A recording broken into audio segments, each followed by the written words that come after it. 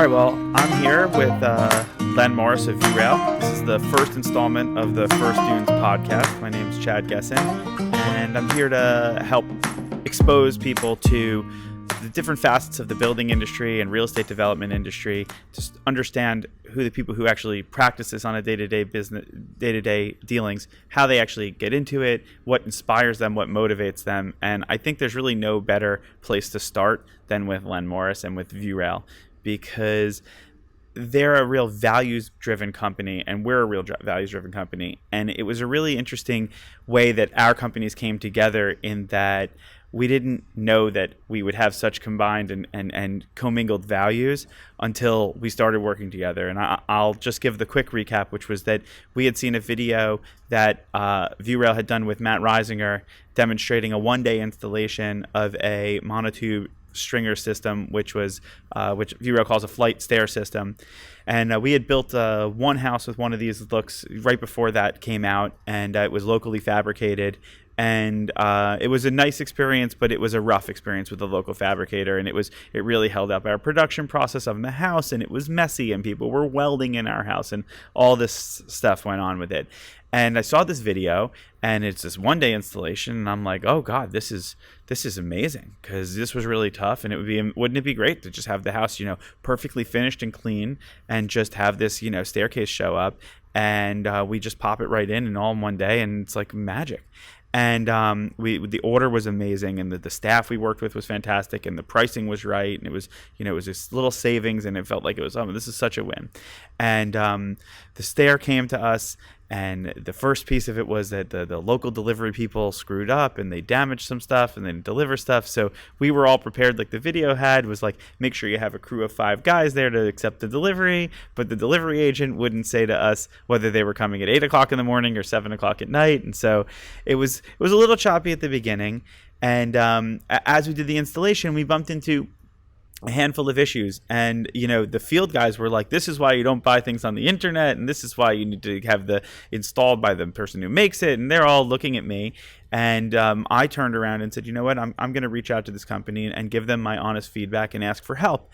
And I worked with a person by the name of Austin Williamson here, and every bit of feedback I gave, and some of which was I was not in the best mood, and I didn't deliver it in a way that I would have now. This is 3 years ago already. I'm a more mature person now, but I was not super nice to Austin, and I was met with nothing but kindness and understanding, and the taking of responsibility for helping me figure it out. And I remember at one point I said, listen, I didn't pick this delivery company, you did, and I'm not sitting on the phone for 2.5 hours to figure out where this is. You guys shipped it, you find it. And that's not really how shipping works. Usually once it gets shipped, it leaves your hands. And so in any event, from that developed a great relationship, because Austin and the Viewrail team stepped up to the plate, tracked that piece down for us, got it to the site, followed up with us relentlessly. Anything we needed was never a problem. And subsequent to that, we ordered and installed multiple staircases and railing systems from Viewrail. And every time there was little problems as we went, and it was only at the third order I realized that you guys were also in your growth phase, that this was a young company, a young product for you guys, and that every time I gave feedback, the next order, the feedback was incorporated. We couldn't understand what was in the boxes, and then the next order, amazing, bill of lading came with a shipping manifest and a package manifest. So it's a long intro, but the point of it is that I realized right away that I don't really get a lot of two-way relationships with vendors and suppliers and us general contractors. That typically we buy it, and when it leaves, it's I learned in pre-law that FOB means freight on board, and if it says their dock, that means it's mine when it leaves the dock, and it's my problem from that point forward. And that's the relationship: is FOB your problem when it leaves my gate. And you've made a company where that's like not at all the case. And I'd love to hear a little bit about your origin story to, that ethos, skipping over the big, how'd you start the company, but what inspired you to start a company, and how did you build a company that had that deep root of caring? Well, I could share with you my start in the garage story, but everybody has a start in the garage story. So our story is a start in a hog barn, because there are not a lot of people that launched their business in a hog barn. We got going early on, and it was a struggle. It was super hard to launch a business, and One of my biggest challenges was in the early days is I had 1 foot in and 1 foot out. And I can remember the moment when we switched and I just put both feet into the business completely, kind of took off the parachute and said, we're going to have to fly this ship and make this work. And that was a pivotal moment where we turned all of our energy into what's really become our 3 values now of eternal, treating every person as an eternal being, whether they are the shipping company, they are an employee, they're a customer, or they are a vendor of ours. And so we've really grown in that thinking. Our second value is being responsive, and I think you experienced some of that. When we get feedback, we're going to respond very quickly. If the market is telling us something, our ears are open, we're going to listen, we're going to adapt. If our employees are telling us something, we're going to respond very quickly. And then our third value is become flourishing. We want to see everyone that experiences a Viewrail brand to flourish. We want our employees to flourish, and we do a lot of things to make that happen with training. You were commenting, you saw up on the board, we're going to achieve 7,000 hours of training this year. Again and again, one of the things that employees say that help them to flourish is really about our investment back into them as a company. And we are pouring a ton of time into our employees with training, and we want them to flourish, and we think that you and your customers are going to flourish as you experience our brand as well, Chad.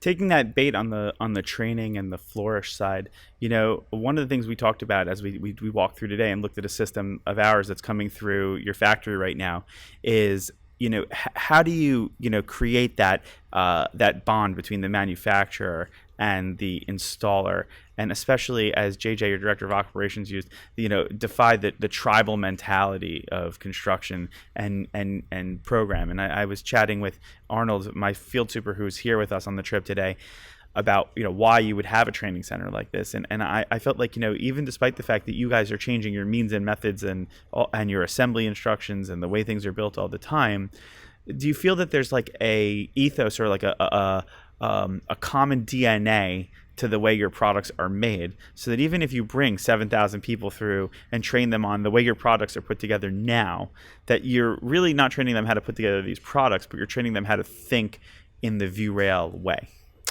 Yeah, that's a phrase I'm gonna have to grab a hold of, thinking in the Viewrail way. And what we understand, what we keep talking about, is the most scarce resource right now is the job site installer. And so our thought processes in manufacturing and design is generally around what is the experience going to be of the job site installer, because for whatever reason, our society, our economy, our community is not building more of them. And so we need to make them more efficient. And so we're constantly working on labeling systems and explanations on our drawings, on our instruction manuals, on our videos, so that everyone can think about what's it going to be like for the person in the field that has to put this bolt into this nut on this assembly, and how do we make that as efficient as possible? To use one of your key values, you're basically helping them flourish, right? And we are. That's not really something that people say, hey, let's help our construction workers or even our factory workers flourish. And as we walk through your factory floors today, I mean, your people are definitely flourishing here. And why don't you tell us a couple of the things you've done, especially architecturally with your new factory that you've just built, to help that happen? So we have had a steady progression of building up all of our facilities. We have about 6 manufacturing facilities. And the latest one, Plant 6, is a building where we really designed it with ergonomics in mind. And it began with having lots of light on all sides of the building. We put tons of windows. The architect would come back to me with the design. I said, I want more windows. He said, I already gave you more windows. I said, well, give me even more windows. And so the final product is a building that is inviting. It feels good to be in there. It feels like your work is illuminating and see what you're doing. And so the result becomes the floor is clean. The workbenches are clean. The machines are are clean. And so we've built that. We've also put together a plan for a 4-day work week with 10-hour work days. And people have really leaned into having a 3-day weekend every week, and they have figured out how to get their work done in those 10 hours. And you combine that with the training and the upskilling that is happening to everybody who goes through that plant. After a year, they come out of there knowing how to do a lot of things they didn't know how to do before. It's funny. I've been here to Goshen a few times, and my first perception as a coastal elite, if you will, was like, oh, this is small town America, but this is not a small town. I mean, there's a lot of factory work going on here in this area. So the question I have for you is you're doing the 4-day, 10-hour work week. That means your 300 or so employees here in Goshen are getting that extra 3-day weekend. Is there like a buzz about town about that? How is that received within the local manufacturing community here? So we're actually a fairly small manufacturer in our community. There are a lot of large recreational vehicle manufacturers. The RV business has been absolutely just on fire in growth and expansion, and they've been so busy for the last several years that Viewrail's just kind of been growing quietly. Now, as gas prices have gone up, economy's a bit of a shift. The RV industry isn't quite as popular, and our email box is flooded with resumes of people who have heard about this little town in Indiana called Goshen, this little company called Viewrail, and they want to come see if they can be a part of it. And do you think that this 4-day work week concept is a piece of that? I think that, as well as when you walk through our shop and the word has gotten out, nobody looks like they're running in a rush or hurried, but they are steadily creating flow and flowing through things through the shop, and there's a good atmosphere. And we have made an incredibly intentional effort of pouring into managers and to supervisors, because we've all heard the phrase, people don't quit jobs, they quit supervisors. Yeah. And we understand that. We've leaned into that. I try to model that from my role, and we just don't tolerate anybody who doesn't see and understand that the greatest resource we have is the people who work here. I mean, I think one of the things I took away when you announced your 3 big whys and the treating all people as eternal, and the way that you've built that architecturally and engineering into your process in this Plant 6 is incredible. Be it from eliminating the forklifts, or to prevent people from getting injured, and all of this daylight, planning the flow so that people can in a stress-free way know they're taking their break and they're not backing up the assembly line. How many people did it take within your team to sort of bring all of those ideas together to deliver that into one space like that? So we have one of my business partners is an architect, and so we have in-house our own construction company and architect to do the design. And then it was really a team of about 2 or 3 other people just moving blocks around on paper, moving designs around on CAD until they got it finalized. And they spent a lot of time figuring out the flow so that they could build a building and move everything in and have all of their wonderful plans and realize, yeah, they're probably not right. Mm-hmm. And so I would say nearly every machine that isn't a monument, that isn't like a powder coat oven that can't be moved, has been moved since we moved in there. And that's a part of that continuous improvement ethos that we have of, we want systems that are going to continue to be flexible. We've really embraced flexible manufacturing. We were talking before about Kaizen, the Japanese concept of continuous improvement. Yeah. And I mean, so you have a lot of employees, and many have been here for a long time. And do you feel like you have? We met one today, Tyler, who feels like he's one of these employees that you've created a lane for Tyler where he is like a Kaizen master, where it's like, right, like whatever it is that he needs to do that day to take his mastery up another level, that there's that's useful to the overall mission. Do you have many employees like that? Do you feel like? Nearly all of them.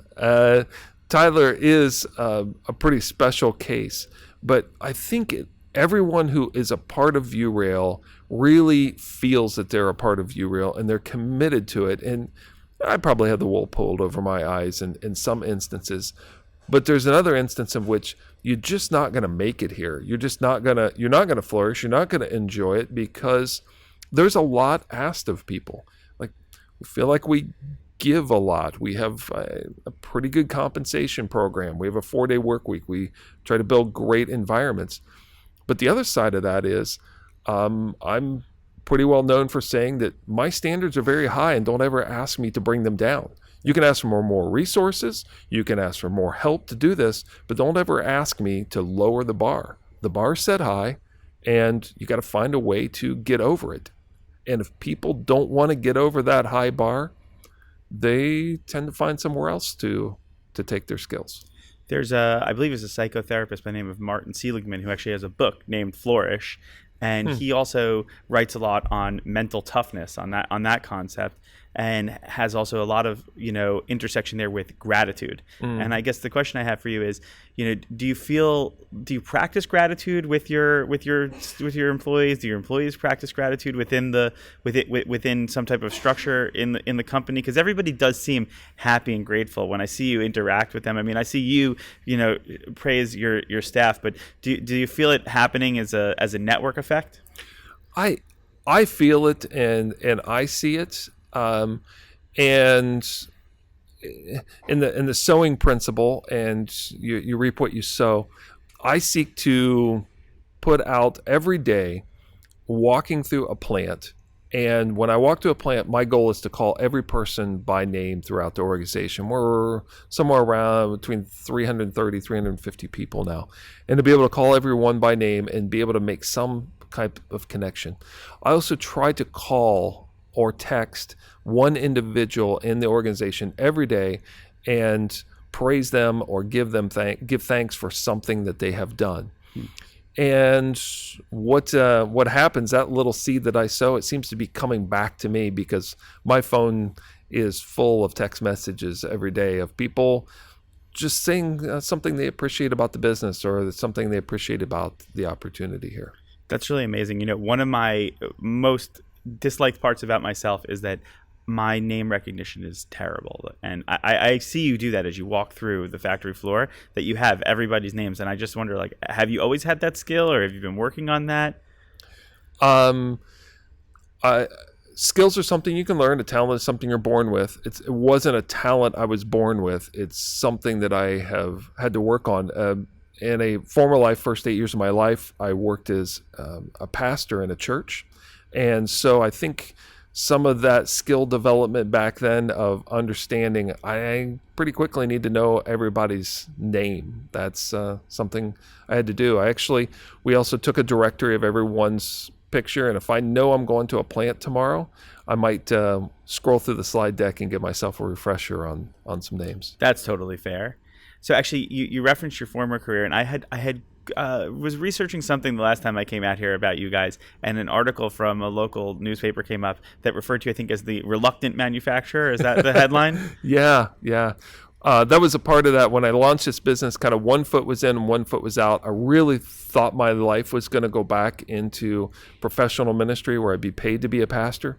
Little did I know that I would end up probably being a pastor to 300 and some people that show up here every day. And just before we came into this podcast, I got a phone call from a vendor of ours who's said his wife has cancer and she's having surgery on Thursday, and just asked me if I would pray with him. And so spent some time praying with a vendor before we launched on the podcast. It's just kind of woven into who we are. That's beautiful.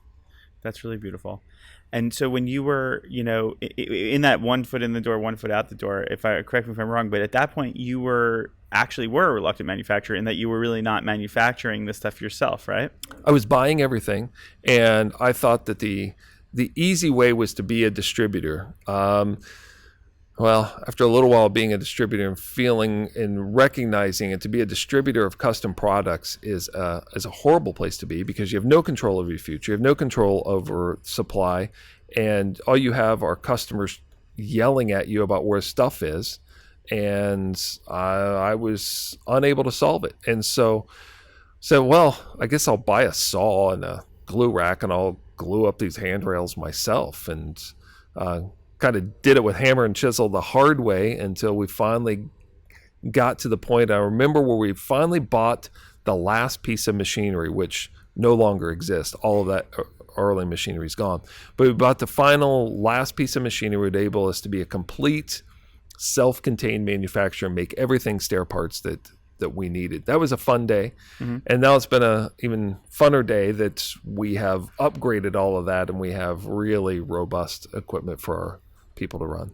We gave ourselves a tour, Arnold and I, through the wood shop across the street just now. And I did that because I really wanted Arnold to see your finishing operation.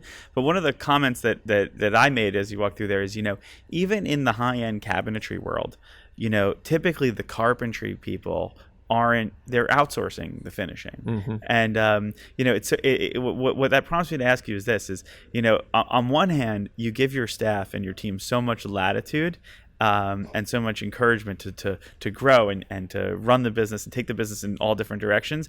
But at the same time, you're integrating the whole organization came out of a need for control. And it's an interesting balance, right? To be both somebody who's, very focused on controlling the whole process. Like, for instance, that on one end of a building, you've got, a stack of wood, of just raw materials. And as you do a circumnavigation through that building, you go through every stage of that getting fabricated, glued up, sanded, and then, of course, down a conveyor belt, essentially, of all different finishing done by hand and baked and all of that. And you look at that and you're like, well, this is somebody who's a control freak who wants to control their whole process. Because you could have easily said, we're done when this is just finished and sanded and ready for stain. And, we'll contract to a stain finisher elsewhere, and then they'll ship it away to our client. And so how did you strike that balance for yourself? Well, there was a day where we did have to outsource because we didn't have a finish room. And it was so painful, Chad, because when I want to serve a customer like you who has clients with very high-end expectations, and you want me to go back and forth maybe 3-4 times to get a perfect stain match that your client can sign off on, and if I'm trying to do that through an outsourced resource, it's impossible. I can't be responsive to you and to your needs if I can't turn those stain samples quickly. So we needed to have control of that process. And then when something happens that you need one piece gets damaged, a need arises, I need to be able to be responsive and turn that piece quickly.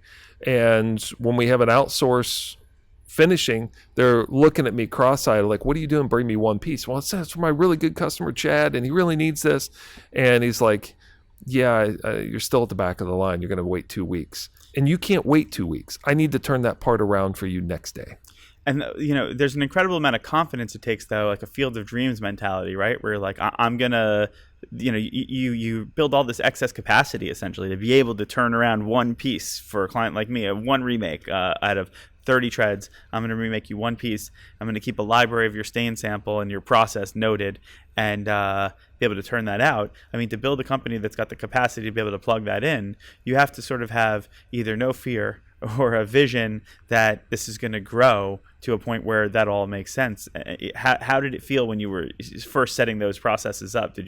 Was it fear or was it the blind faith? Probably the intersection of both of those somewhere.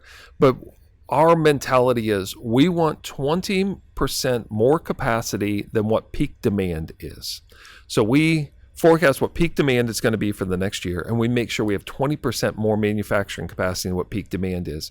Because Murphy's a real person, and Murphy shows up, and when Murphy shows up and he starts eating into that 20% extra capacity, we want to know that we can still get product out and on time to you as our customer.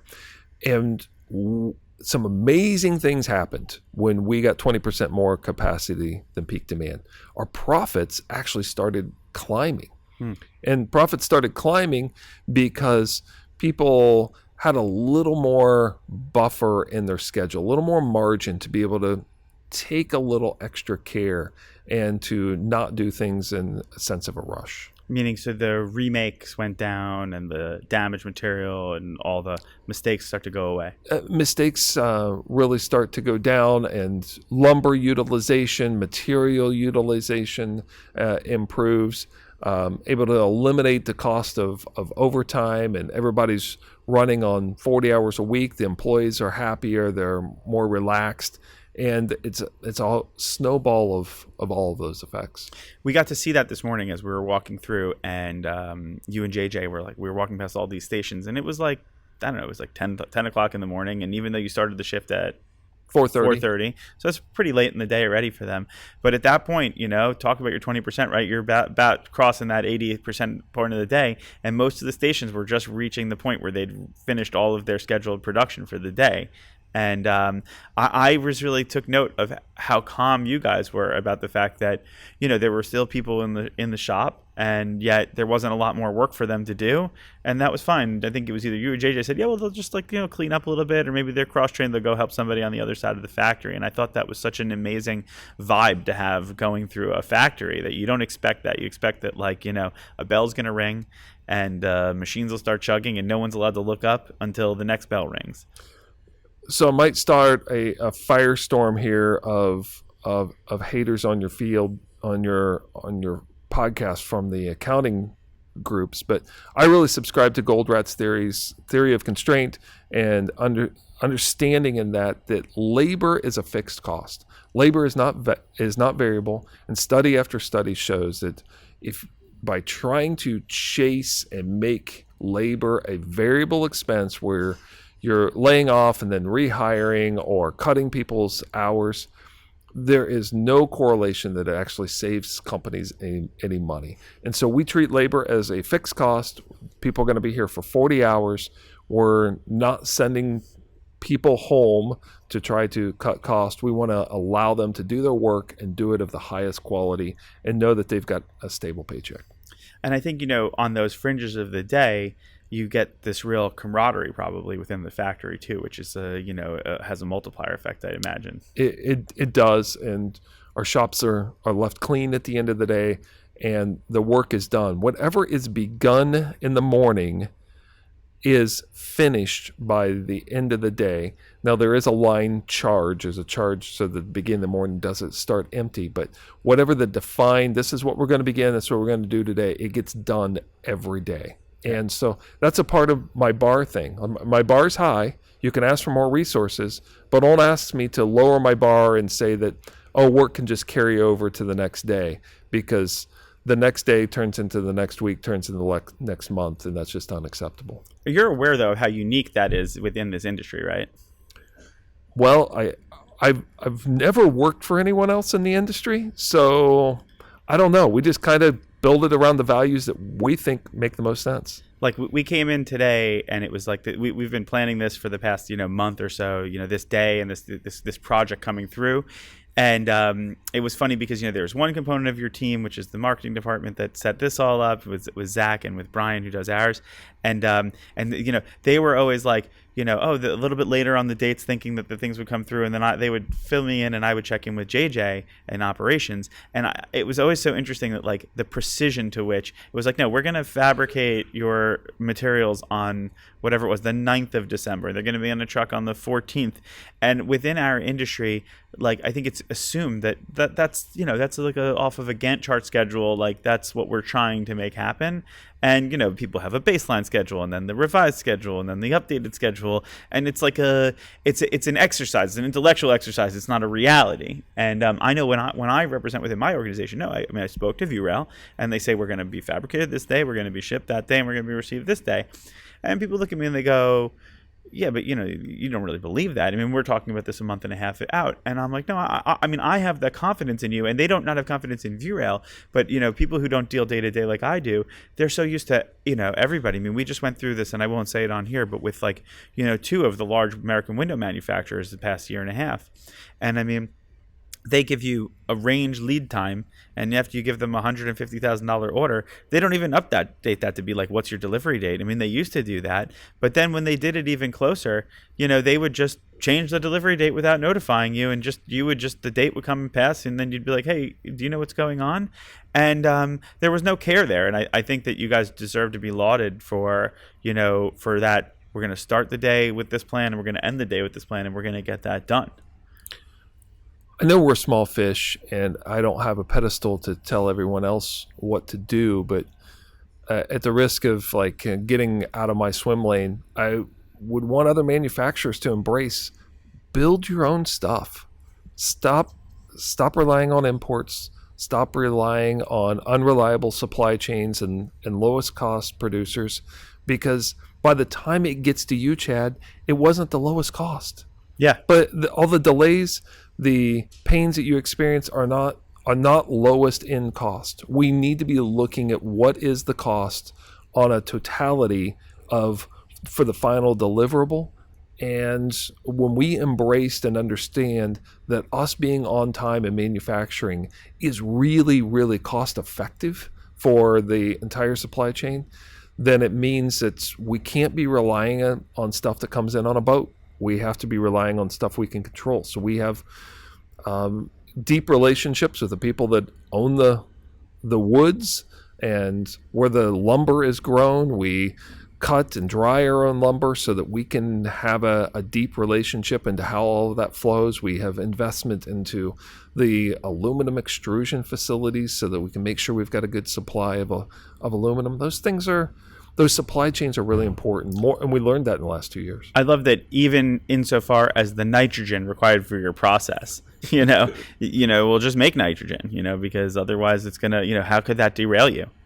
Yeah, well, the air is mostly nitrogen. It's all around us. Why not harvest it ourselves? It's an amazing solution. I mean, I think that brings us to, I think one of the things you're closing out 2022 with a huge success on, which is Viewrail Delivers. Mm-hmm. And, maybe you could talk about that. I think I insinuated at the beginning that, one of our biggest pain points that we had with you guys was that it would leave Goshen, and it could pretty reliably get from Goshen, whatever it was, the 700-800 miles over to New Jersey.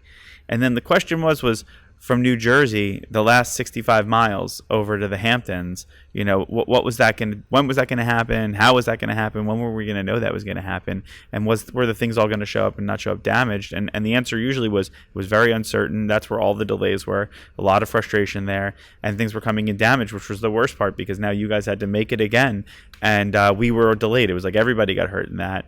And we took delivery, I think, from one of your first Viewrail Delivers trucks last summer.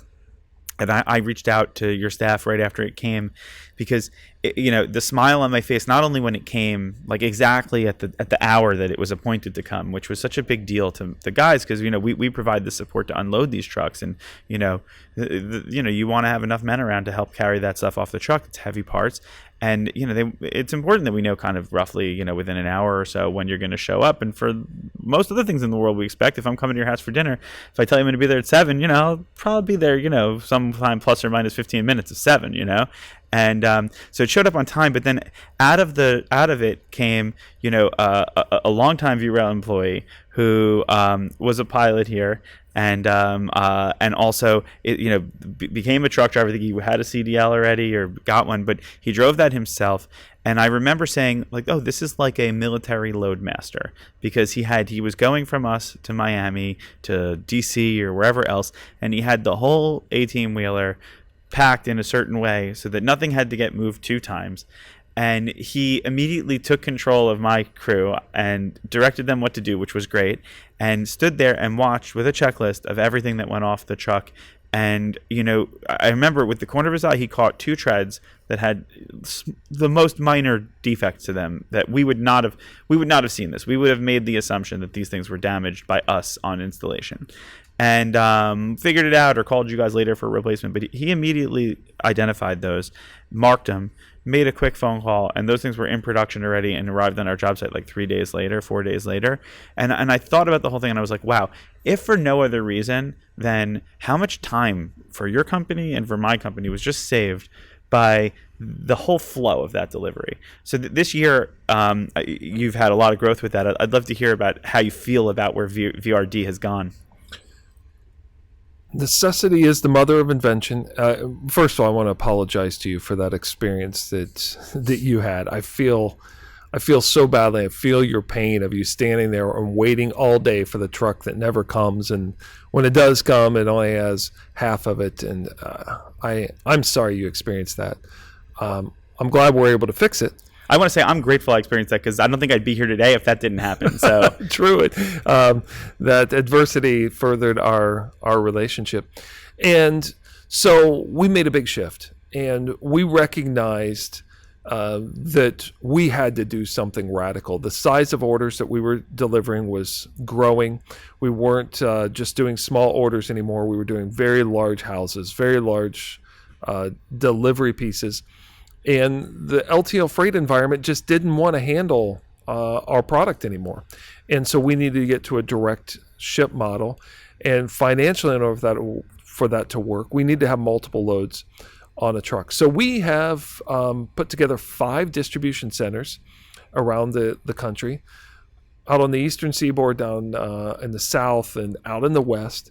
And when I ran the numbers last month, 60% of what we ship is now going on our own trucks. And so end to end, it is going to come to you with a Viewrail employee who understands the product, understands your need. Every one of them puts their pizza tracker together in the morning, so you can watch them via GPS and get a update on knowing exactly when they're going to be there. So you got a good time frame, and you're probably experiencing them either calling or texting you and of informing. And by the way, a little hint, there's on that shipping app, there's an opportunity for you to give them a tip. And because these drivers, they're really making the difference. And we don't peel a percentage out of that in any way. This isn't any plug for me. This is purely a plug for the people who are doing the hard work of driving. Yeah. It was important to me that when we set that app up, that there was a way for people to give thanks for good service. Yeah. And our drivers are really experiencing that. I'll just go on with that a little bit. Oftentimes our managers may have to fill in if there's a sickness or a vacation. And we racked up a pool of about $800 of tip money from managers that were driving, because managers said, I'm not going to take the tip. And our manager was showing me all the swag that he was buying to give to the drivers of thermos bottles and coats and other stuff. So it's really neat to see how all that's coming together, and it circles back to that idea of gratitude and flourishing you were discussing. And also just coming at your business and at your day-to-day life, it sounds like, with treating all people and beings as eternal, and that, both, your relationship with me and with, my customers and my workers is eternal. And the way that you had this broken link in the chain, right? Because it was like, you had this great support up until it left your door, and then great support once it came messed up to our door. And it was like, but more than anything else, and it was, and I remember at one point one of the deliveries was terrible, and the driver was really not nice. Not one of yours, one of the FedEx deliveries, and I said, to the guy, at this point I knew you well, and I'm like, you don't understand the kind of love this product was made with, and the hate you've just treated it with on your truck really upsets me. And like, that was the conversation. So when that first VRD delivery came through, and it was delivered with such love and passion for the product that was coming through the door, if for another reason, you're literally handing that to the people who are going to install it. Exactly. And to have that continuous connection there, really does, hammer home, what's so important, about this. I mean, ultimately, right, people are like, what are they talking about again? Oh, we're talking about staircases and railings. But, honestly, stairs and rails are like actually super important parts of your lives. There's a whole separate code section for these things, because this is the part of the building that you need to get from another part to the other, and also keeps you from falling to your death. And it can both be really beautiful and also a life safety and critical egress component. And it should be designed with love. One of the things I was taught by my father is that you can always tell if there's a bad rise and run in a tread in a stair system, Absolutely. your brain is designed to detect that. And that's why, the code, I think, is, you'll know me better, you have 3/16 of an inch you're allowed for variance between rises, something like that. Yeah, it's pretty close to that. And and your brain will feel 3/16. And I've always sort of been like, wow, that's so important. There's not a lot of other things in this world where your brain will detect a differential of fractions of an inch and potentially cause you to fall if you don't have that all correct. And so the love that goes into the design and the execution really is important, because it's a permanent fixture in a home that really, or in an office, that really everybody interacts with every day. And they might not notice, but if you put enough of that love into it, I think they will feel it, and it'll come out forever. I'm glad to hear that.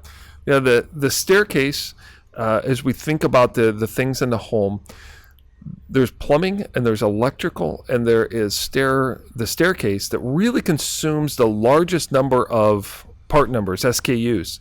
And most people over the life are not going to fundamentally change the staircase. They're probably going to swap out light fixtures several times and plumbing fixtures several times, but the staircase really deserves a lot of that attention. It usually consumes 2 to 3% of the budget of the home, and people are realizing what an artistic showpiece it is and it needs to be. And they're really leaning into the 3D visualization and the renders that we do and the design, so that they can see and understand exactly what they're going to get. So, and I believe that completely. I have a client right now, actually, that asked me to, we just ordered a stair from you, and nonetheless, she wants me to post-haste have you guys also show a rendering of what it's going to look like in her living room. Even though we've bought it already, I was like, okay, we can do that for you. But I wanted to ask you, I mentioned that, I work in a family business with my father and my sister, and I know you have, children, and Marcy, your wife, was in this business with you. And how has that been, and how have you balanced that and brought their creativity into the stair supplies and Viewrail world? Marcy and I launched this business. We lived it and breathed it. She retired about 1.5 years ago, and as grandkids started coming along, she decided she wanted to do some other things that would be more rewarding to her, and that's been a blast. I've been super happy. But some of the most interesting times I remember, Chad, I started this by cashing out my retirement savings, and I think I had about $16,000. And so I cashed that out, and Marcy and I, this was when both feet went in. And there were days that were just very, very difficult. And she's coming to me and saying, how are we going to pay the bills? And like, I don't know, we're going to figure that out. And it seemed like she would say, when she was really down and discouraged, I was up and I was upbeat. And when the tables were turned and I was down and discouraged, she was upbeat, and we really carried each other through that time. And our two sons, who are older, and I have a younger daughter who's still in high school, our two sons, I think, saw that and understood that, and now they've taken on significant roles in the manufacturing side and in the marketing side, and their leadership is propelling a number of things forward as well. And we have a good time with it. We don't have fights and arguments, and we're talking about ideas every day, one another, of, what's the idea of how we're going to market this? What's the idea of it? Is there a better way to build a tread? And you'd say, come on, Len, we've been building treads for a long time. Probably every month we come up with a small improvement via our discussions that happen nightly about how to build things a little bit better. And isn't that such a fun family bond? I mean, we have a similar bond like that in our family, where it's like there's definitely a push and pull, where it's like, someone's got an idea today, another person's got an idea tomorrow, but once you sort of let go of ownership, and just like it's a shared ownership, it's a communal ownership, within the family, you really, I think, can flourish in a way, if you will, where there's so much co-generation of ideas happening at the same time, where I do something a certain way, and then my dad might walk through the project an hour after I walk through and tell the guys something completely different than what I just said, as a way to continue on that custom detail or whatever. Sure. And one of the things we've sort of had to refine is like, listen, none of us are right. and none of us are wrong, and it's like, just, go with it. And, and it's an interesting growth process as you go through this and you refine different ideas. I mean, actually the monotube stringer design came into our houses. Actually, my dad is a prolific scroller of the internet, despite being a 72-year-old, almost 73. And he had screen captured a picture of a monotube stringer stair. And we'd seen him around, but it wasn't very popular at the time. This is like 6 years ago or so. And what do you think about doing this? And I said, I didn't know you were into that look. I was afraid to push the envelope for him too far towards modern. And I said, let's do it. And that was like the first toe into really letting go of a more traditional like 90s, early 2000s style and sort of move into where we're at, this look that we're doing now. And that was a really cool, progression in my relationship with my dad. Let's how can we start to push the envelope of some modernity in our looks while still, keeping these traditional, iconographies that people connect to for a home or for a beach home.